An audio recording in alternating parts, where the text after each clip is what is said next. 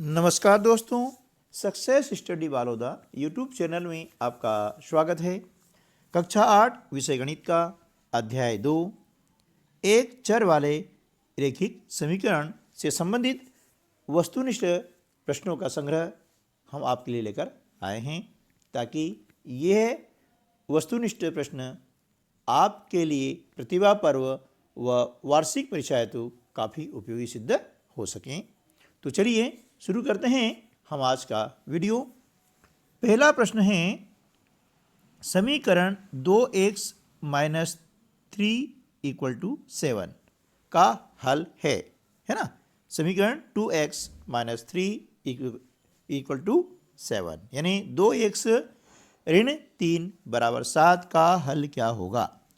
तो देखिए, जब समीकरण में हमें कोई भी एक चर राशि होती है उसका हमें मान ज्ञात करना पड़ता है ना। तो चर राशि वाले पद के साथ में जो दूसरा पद आता है, जिसे यहाँ पर है -3, तो इसका हम क्या करते हैं, पक्षांतर करते हैं। तो यहाँ हो जाता है 2x इक्वल टू 7 प्लस 3 है ना। 7 प्लस 3 इक्वल टू कितना हो जाएगा, 10 हो गया है ना। अब x इक्वल टू क्या हो जाएगा, 10/2 यानी 10 को हम 2 से डिवाइड कर देंगे तो 2 5 10 है ना। तो यहाँ हो जाएगा x इक्वल टू 5, ठीक है ना। तो यानी x का मान कितना हो जाएगा, 5 हो जाएगा। इसलिए ऑप्शन बी जो है हमारा सही जवाब हो जाएगा, ठीक है ना। चलिए नेक्स्ट क्वेश्चन लेते हैं। दो पूर्ण संख्याओं का अंतर 66 है। यदि उनमें 2:5 का अनुपात हो तो इस कथन के संगत एक चर वाला रैखिक समीकरण क्या होगा, ठीक है ना। तो देखिए, यहाँ पर 2:5 है, यानी 5 बड़ी संख्या है और 2 क्या है, छोटी संख्या है। इन दोनों का कहा गया है अंतर, अर्थात हम क्या है कि जो अनुपातिक पद हैं 2 और 5, इनके साथ में हम एक नियतांक x जोड़ देते हैं, तो ये हो जाएगा 2x और 5x से। जब बड़ी संख्या में से छोटी संख्या घटाई जाती है तो वह अंतर कहलाता है। यानी यहाँ पर हमारा ऑप्शन हो जाएगा option C, 5x minus 2x बराबर 66, ठीक है ना। ये सही हो जाएगा हमारा ऑप्शन। अब प्रश्न क्रमांक 3, y माइनस 9 है ना बटे y प्लस 4 इक्वल टू -1 समीकरण का हल क्या होगा। तो देखिए, यहाँ पर इसका बटा कुछ नहीं है, मतलब 1 होता है, और इसका हम क्या करते हैं, इनका तिरछा गुणा कर देते हैं, यानी तिरक गुणा, ठीक है ना। तो यहाँ पर हम तिरक गुणा करते हैं तो क्या होता है, 1 का गुणा करने पर आ जाता है y माइनस 9 बराबर -1 का गुणा करते हैं तो -y माइनस 4, ठीक है ना। अब समान राशियाँ हम एक तरफ कर लेंगे, यानी y और y एक प्लस हो जाएगा तो कितना हो जाएगा, 2y। अब 2y बराबर ये माइनस है, इसका पक्षांतर करेंगे तो क्या जाएगा, प्लस हो जाएगा -4 है ना। 9 में से हम 4 माइनस कर देंगे तो बचेगा कितना, 5, ठीक है ना। कितना बचेगा, 5। तो y की वैल्यू हो जाएगी कितना, y इक्वल टू 5/2 है ना। तो y का मान कितना हो जाएगा, 5/2। इस प्रकार से हमारा ऑप्शन डी जो है सही जवाब हो जाएगा, y इक्वल टू 5/2, ठीक है ना। चलिए समीकरण 6 है ना इक्वल टू z प्लस 2 का हल है, यानी 6 बराबर z धन 2 का हल क्या होगा। तो देखिए, यहाँ पर z क्या है, एक चर राशि है, इसके साथ में +2 है, हम इसमें से क्या करते हैं, पक्षांतर करते हैं तो 6 में से माइनस हो जाएगा है ना। तो 6 में से 2 माइनस करेंगे कितना हो जाएगा, 4, यानी यहाँ पर z की वैल्यू कितनी हो जाएगी, 4 हो जाएगी, यानी ऑप्शन डी जो है हमारा सही जवाब हो जाएगा, ठीक है ना। चलिए नेक्स्ट क्वेश्चन लेते हैं। प्रश्न क्रमांक 5, 2 अंकों वाली एक संख्या में यदि इकाई का अंक x तथा दहाई का अंक y हो तो इस संख्या के अंकों का स्थान परस्पर बदलने से प्राप्त संख्या क्या होगी। देखिए, इकाई का अंक कितना है, x है ना, और दहाई का अंक कितना है, y है। अब मालूम है आपको कि दहाई अंक क्या होता है, अपने स्वयं के जो फेस वैल्यू है उसका 10 गुना होता है। यानी दहाई का अंक y यदि है तो वहाँ पर इसका मान क्या हो जाएगा 10y, ठीक है, प्लस इकाई अंक क्या हो जाएगा x, यानी ये संख्या है क्या है 10y धन x, ठीक है ना।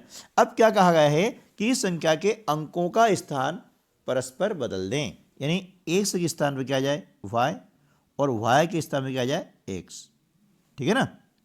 यानी y के स्थान पर x और x के स्थान पर y आ जाए तो संख्या क्या बन जाएगी, इसका उल्टा यदि करते हैं, है ना, ये आपका 10y धन x था, इसका यदि उल्टा करते हैं x के स्थान पर y और y के स्थान पर x, तो परस्पर बदलने पर हो जाएगा 10x धन y, ठीक है ना।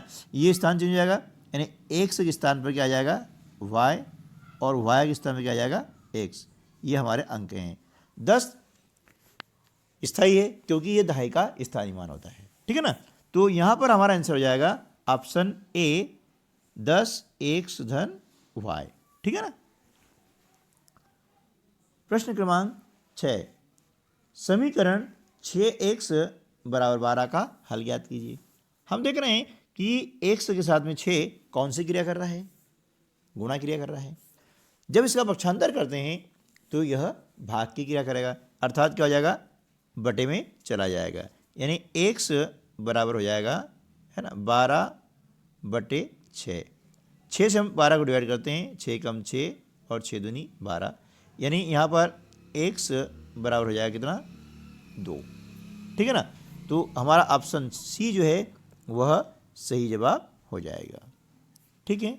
चलिए नेक्स्ट, अब हम कर लेते हैं रिक्त स्थानों की पूर्ति, है ना, ठीक है। क्या करेंगे, रिक्त स्थानों की पूर्ति।